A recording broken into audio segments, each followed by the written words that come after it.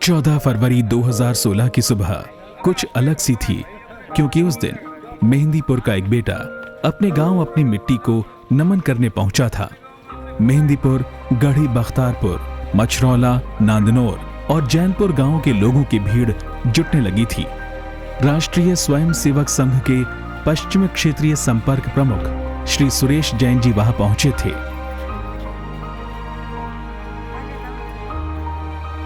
सुरेश जैन जी ने गांव के सभी लोगों के साथ जैसे अपने बचपन के दिन दोबारा जी लिए। आसपास के कुछ गांवों के लोग अपने इस बेटे से मिलने को उतने ही उत्साहित थे जितना कि वो स्वयं थे। मन में एक इच्छा थी कि सारे गांव को एकता, समरसता की डोरी में बांध सकें।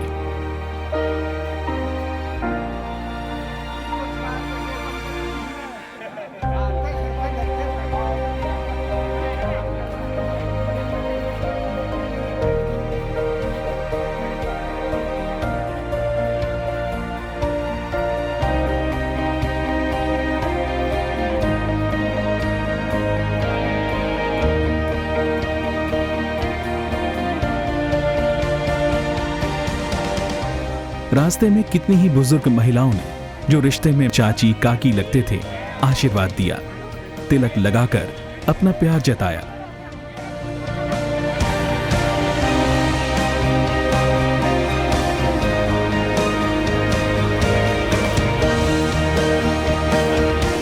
लोगों का उत्साह देखते ही बनता था।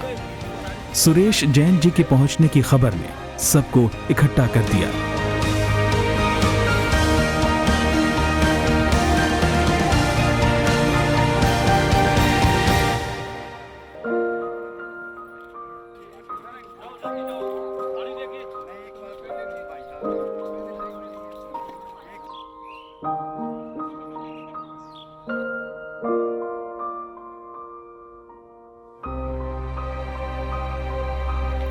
उनसे मिलने गांव की सभी जातियों वर्गों के लोग आए। सुरेश जैन जी ने सबको गले लगाया, उनकी बातें सुनी और मिलजुल कर रहने का संदेश दिया।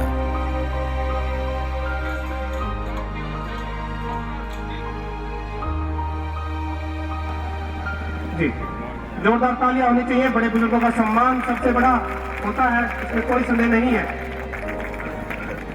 कहते हैं वो सुख गांव मेहंदीपुर की पावन ऐतिहासिक और धार्मिक स्थल पर पहुंचने पर हमारे मेहमानों का हम दिल की गहराइयों से सभी गांववासी बहुत बहुत हार्दिक अभिनंदन करते हैं, बहुत स्वागत करते हैं।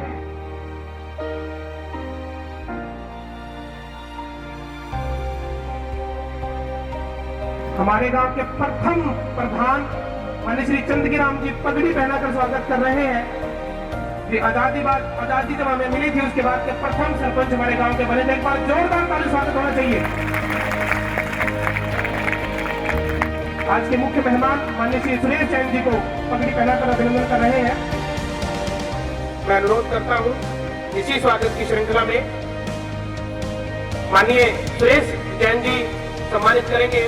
भारत के राष्ट्र माता की संज्ञा से सम्मानित हमारे बीच में जो मुख्य अध्यापिका है, ये जो दो महिलाएं हैं, ये सामान्य महिला नहीं है मेरे लिए। इस गांव की गलियों में जैसे आज ये छोटे छोटे बच्चे खेल रहे हैं, कभी नंगे कभी कपड़ों के साथ, ऐसे ही हम घूमते थे। और ऐसे ही साधारण से साधारण परिवार में पैदा होकर के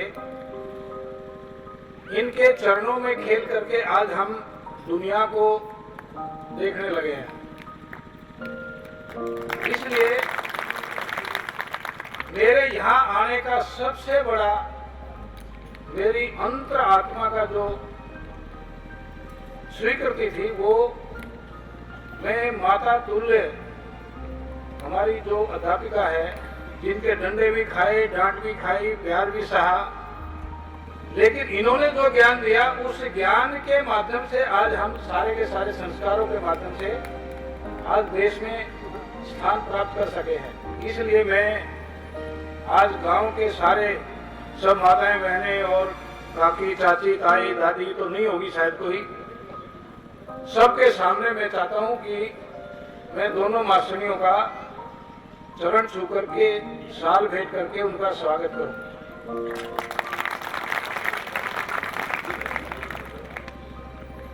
बिल्कुल सही कहा है किसी ने कि गुरु गोविंद दो खड़े और काको लागू पाए और बलिहारी गुरु आपने जिन्हें गोविंद दियो मिला। एक बार जोरदार ताली स्वागत होना चाहिए। अपने गुरुओं का सम्मान सबसे बड़ा सम्मान माना जाता है। जी जी, श्रीमती फूलदेवी जी और श्रीमती सुमित्रा जी का अभिनंदन कर रहे हैं।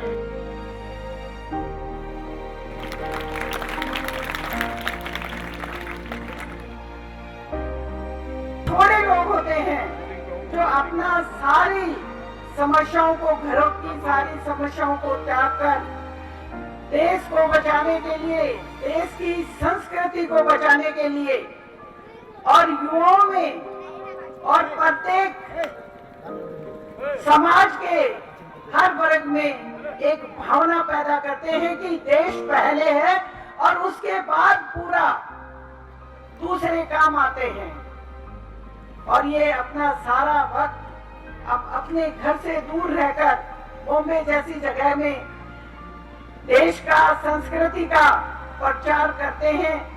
और आज मुझे ये सौभाग्य मिला कि इनसे कुछ प्रेरणा लेने का, कुछ सीखने का मुझे भी यहाँ मौका मिला।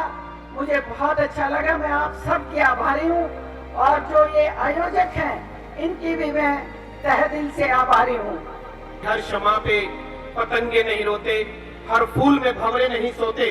जैन साहब के लिए जो पंक्तियां पढ़ी जा रही हैं बहुत गहरा अर्थ है कि हर क्षमा पे पतंगे नहीं रोते, हर फूल में भंवरे नहीं सोते, हर आदमी के भीतर हो आदमी, ऐसे जलवे हर शख्स में नहीं होते। बहुत गजब की बात कही है। मैं बिना किसी देरी के साथ दो लाइनों से आमंत्रित कर रहा हूं। आपके अपने ही गांव की आन बान और शान आज पूरे राष्ट्र की शान बन चुके हैं। सुरेश जैन जी का जन्म आप के इस गांव में हुआ, इसमें कोई संदेह नहीं है। कहते हैं कि जो हर मौजूद को मुमताज बना देते हैं, हर मुमताज को एक राज बना देते हैं, ऐसी कशिश आपके कंठ में जैन साहब, आप हर सन्नाटे को आवाज बना देते हैं। माननीय श्री सुरेश जैन। तो आज का ये कार्यक्रम सबसे ज्यादा स्वागत योग्य है वो अनिल बालक, जो आज जिला प्रचारक है। पूरे हरियाणा में उसका सम्मान है और एक प्रेरणा से देश की सेवा के रास्ते पर। हम तो अभी 35-40 साल हो गए, अब हमें स्वागत की क्या जरूरत है। हम तो घिस घिस करके उसके साथ हो गए हैं। स्वागत, प्रेरणा, संस्कार, उत्साह, वास्तव में अनिल जैसे नवनिर्मित प्रचारक एक उत्साह और उमंग के साथ जो काम करते हैं। मैं आज अपने प्रधान जी से, रामनारायण जी से निवेदन करूंगा कि आज इस मंच पर अनिल का स्वागत करेंगे तो ज्यादा अच्छा होगा। अनिल बहुत ही होनहार बालक है। आज जो गांव के वरिष्ठ श्रेष्ठ लोग यहाँ पर आए हैं, उन्होंने मेरा मनोभाव बढ़ाया है। मेरा नहीं बल्कि राष्ट्रीय स्वयंसेवक संघ एक जीवन पद्धति है, एक काम है, एक आंदोलन है। बहुत बहुत साधुवाद देता हूं कि आज आप सब एक मंच के नीचे, इतना सुंदर माहौल लग रहा है। मेरे लिए सबसे प्रसन्नता की बात यह है कि मेरे इस गांव में पूरा का पूरा गांव एकजुट होकर के एक परिवार की तरह से आज मेरे सामने बैठा है। मुझे अगर किसी प्रकार का आशीर्वाद देना है, मुझे किसी प्रकार से प्रोत्साहित और आनंदित करना है, तो बस इतना ही मेरा निवेदन है कि आप इस पारिवारिकता को बढ़ाइए।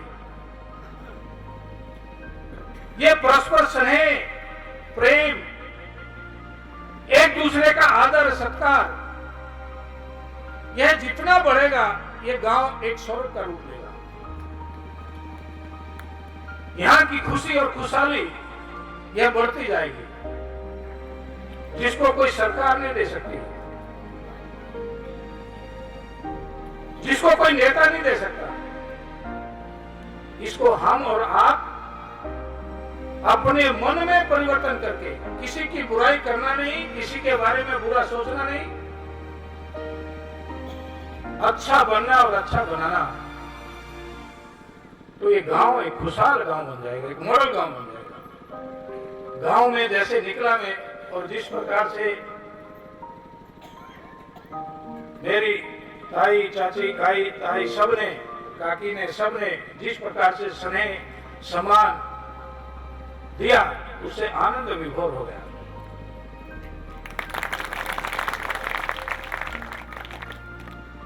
यहाँ के युवकों को ये आईएएस बने, आईपीएस बने, डॉक्टर बने, अच्छे किसान बने।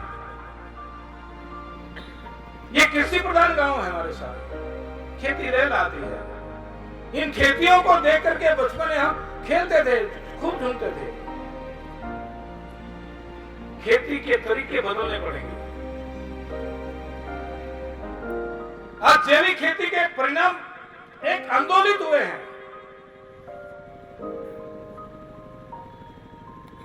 कई स्टेट के किसान करोड़ोंपति, लाखोंपति बने हैं। उस जैविक खेती की तरफ हमको जाना पड़ेगा। गांव की स्वच्छता, सफाई, मैं कई बार कहता हूं, हमारे हरियाणा का गांव जब त्रुटि शुरू हो जाए तो मान लो गांव शुरू हो गया। आप दुनिया के गांव में जाइए, पता नहीं लगता ये शहर है कि गांव है। और शहर की भी पोस्ट कॉलोनी है क्या? एकदम साफ सुथरे गांव हम भी कर सकते हैं।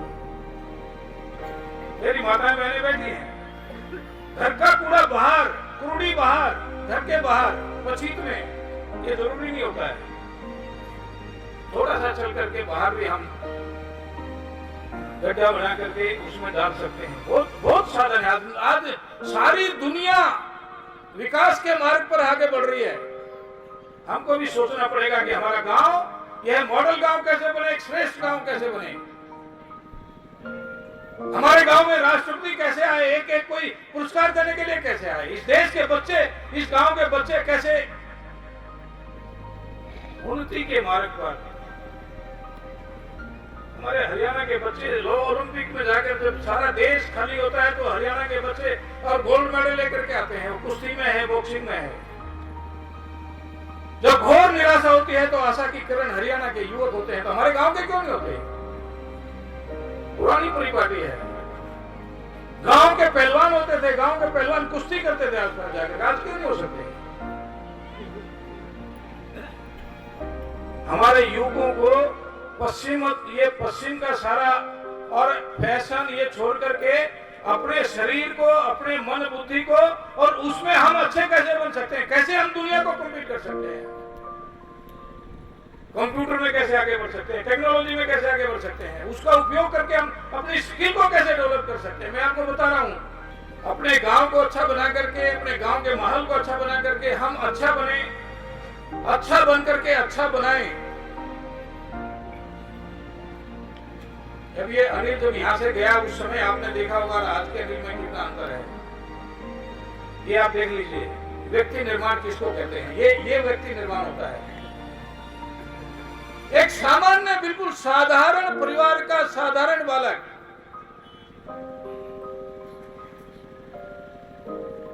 हम दोनों ऐसे ही हैं, बिल्कुल साधारण परिवार से निकले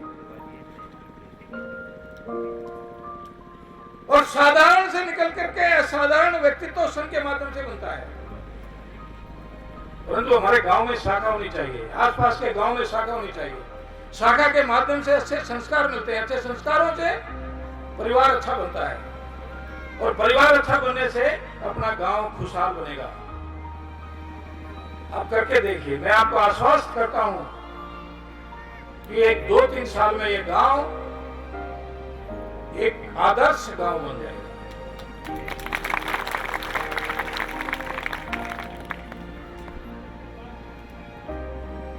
इस गांव के मौजूद लोग अपने निजी स्वार्थों को, निजी महत्व को, निजी आकांक्षाओं को छोड़ करके, निजी घमंड को छोड़ करके इस गांव का अच्छा कैसे बन सकता है, ऐसा बनाने की सोचे। सब कुछ मिल जाएगा, सब कुछ मिल जाएगा। मैं आपको बता रहा हूं, इसने ये सारी पंचायत में कह के जा रहा हूं। लेकिन अपनी कलुषिता को छोड़ दो, अच्छा बनो, अच्छा सोचो। छोटे छोटे उद्योग लग सकते हैं, सरकार की मदद से छोटे छोटे काम हो सकते हैं, छोटे छोटे बिजनेस हो सकते हैं। आज गांवों का रूपांतरण हो रहा है।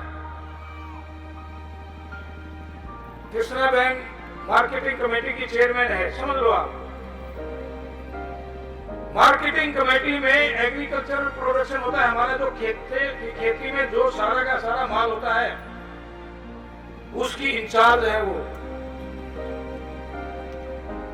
आप खेती में सब्जी उगाओ, गोबर की खेती खाद की उसमें उगाओ, और वो आपको यहां मुरथल में मैं कहूंगा उनको एक मार्केटिंग कमेटी का एक स्टोर हाउस बनवा दो,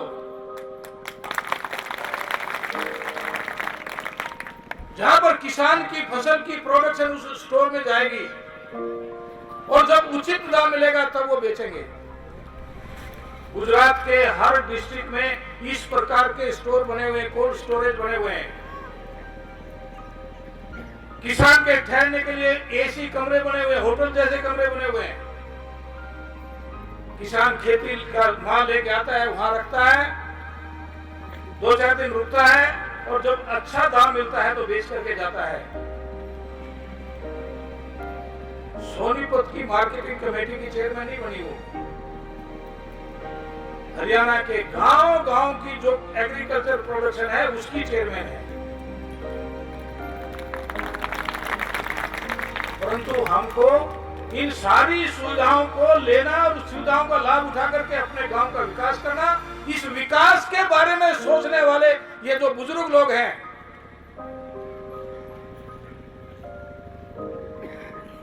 जिन्होंने इस गांव के बड़े होने के नाते, बड़ा होने के नाते पगड़ी बांधी है, वो बैठ के सोचने लगे मेरे गांव का अच्छा कैसे हो सकता है, मेरे गांव के बच्चे आगे कैसे बढ़ सकते हैं, मेरे गांव के युवा गलत रास्ते पर ना चल करके और अच्छे रास्ते पर कैसे जा सकते हैं। इस प्रकार की चिंता इस गांव के बड़े बुजुर्ग करनी चाहिए, इकट्ठे बैठ के करनी चाहिए, तो गांव अच्छा बने। इसलिए आज मेरी अपेक्षा यह है कि आज के बाद पीछे नहीं हटना। छोटा सा गांव है गरीब, प्रतापपुर छोटा सा गांव, मुरथल बड़ा गांव है, ऐतिहासिक गांव है, इसको ऐतिहासिक बनाइए। ये मंडी जमुना के किनारे या मंडी 1857 का युद्ध हुआ था, यहाँ सैकड़ों क्रांतिकारी मेरठ से लड़ते हुए आए थे, यहाँ शहीद हुए थे। मैंने मनीषा जी को कहा था बिटिया को कि 1857 के उस पोर्शन पर फिल्म बनाओ। जब मेरठ से लड़ती हुई सेनाएं, स्वतंत्रता सेनानी और इस मंडी में आकर के हारे थे, दिल्ली प्रवेश करना था, कुताना और ये सारा बड़ौद, यहां से सब के सब चारों तरफ से क्रांतिकारी जमुना पार करके यहाँ आए, यहाँ इकट्ठे हुए मंडी पर। और तभी पंजाब की ओर से अंग्रेजों की सेना आई, जो पंजाब के सिखों की सिख रेजिमेंट थी, उस सिख रेजिमेंट के साथ युद्ध हुआ। दुर्भाग्य से वो हार हुई, लेकिन वहां हमारे उन शहीदों का खून बहता है। मैं राजीव जी और कृष्णा बहन से कहूंगा कि वहां स्मारक बनवाइए क्रांतिकारियों का, ये ऐतिहासिक स्थान है। हम छोटे छोटे थे, हजारों लोग स्नान करने आते थे, हरियाणा के नहीं, पूरे देश से लोग आते थे, दिल्ली के लोग आते थे गाड़ी ले लेकर के स्नान करने के लिए। घाट बनवाइए, जमुना का घाट, मेहंदीपुर का घाट प्रसिद्ध था, लोग यहाँ आएंगे, एक टूरिज्म बढ़ेगा, उस टूरिज्म बढ़ करके यहाँ का जनजीवन अपने आप संपन्न हो जाएगा, अच्छा हो जाएगा। परंतु इस सब के लिए ये गांव गुहान के लोगों को एकजुट होकर के अच्छे लोगों के नेतृत्व में रह करके आगे बढ़ना पड़ेगा। एक और मेरा छोटा सा निवेदन है, हमारे हरियाणा को जात पात का ये जो भूत है ये खराब कर रहा है। हमारे प्रचारकों में सब जातियों के प्रचारक हैं, सब इकट्ठे बैठ करके खाना खाते हैं। आज 50 से ज्यादा हरियाणा में जाटों के लड़के प्रचारक हैं। हम भाई की तरह से रहते हैं, फिर जात पात कहां है? विवेकानंद छोटा था, बालक था, नरेंद्र, वो जो काकी आती है ना सफाई करने के लिए, उसके लिए एक मटका रखा था अलग से, वो पानी उसमें ही पीती थी। नरेंद्र ने कहा कि माँ मैं उस मटके से पानी पीऊंगा। माँ ने कहा नहीं नहीं बेटा वो गंदा है, तू गंदा हो जाएगा, तू तो अच्छा बच्चा है। कहना नहीं मैं, काकी भी तो पीती है, काकी तो गंदी नहीं होती है। तो जिद करने लगा। तो माँ ने कहा कि बेटा मैं कह रही हूं ना, तो जब नरेंद्र कोई बात नहीं मानता था तो माँ अपना वो देती थी कि मैं तेरी माँ हूं, मैं कह रही हूं ना, तो मान जाता था। माँ थोड़ा अपने काम में लगी। नरेंद्र ने वो गिलास लिया और गिलास से उस मटके का पानी पिया और पानी पी करके माँ के पास गया। माँ मैं गंदा हो गया हूँ। नहीं बेटा तू तो बहुत अच्छा है।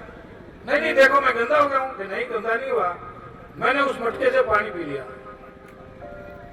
माँ को अपनी नादानी का उत्तर मिल गया। जात पात से कोई गंदा अच्छा बुरा नहीं होता। हम सब आपके बेटे हैं, हम सब आपके बच्चे हैं, हम सब इस गांव की शान है। छोड़ दीजिए इन बातों को और थोड़ा सा सबको आत्मसात करिए, सबको गले मिलाइए, सबको गले मिला करके इस गांव को समता युक्त, शोषण मुक्त एक खुशहाल गांव बनाइए। हम सब बनाएंगे, हम सब आपके साथ हैं। ये गांव अच्छा बनेगा तो हम दुनिया में सीना तान करके कह सकेंगे कि मैं मेहंदीपुर का लड़का हूं।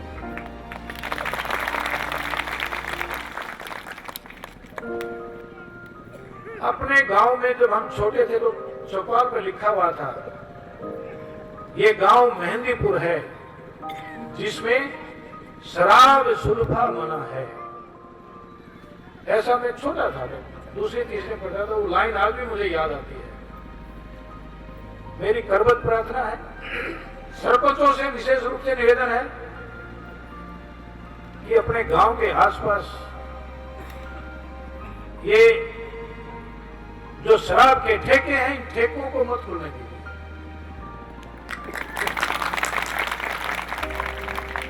ये ड्रग समाप्त कर दीजिए। जो युवा भाई मेरे लेते हैं ये ड्रग, उसको छोड़ दीजिए, वो तबाही है। मैंने देखा है लोग, गुजरात में शराबबंदी है। किसी बस में, किसी बस अड्डे पर कहीं जाते हुए आपको कुछ शराब ही नहीं मिलेगा। वहां की बहु बेटियां दूध का काम, पूरा का पूरा दूध का काम, अमूल डेयरी जो है, अमूल डेयरी सुना होगा ना, पूरी अमूल डेयरी का काम गुजरात की बहु बेटियां करते हैं। आप अपना अच्छा काम करिए, साथ छोड़ दीजिए। अब देखिए कैसे बनेंगे, आपका घर कितना अच्छा बनेगा, आपके घर की इज्जत कितनी होगी। हम सब मिलकर के अपने गांव को अच्छा बनाएंगे तो निश्चित रूप से गांव अच्छा बनेगा। ऐसा अच्छा गांव बने, इतना मेरा आप सबसे अनुरोध है और इतना कहकर के मैं अपनी बात समाप्त करता हूं। धन्यवाद।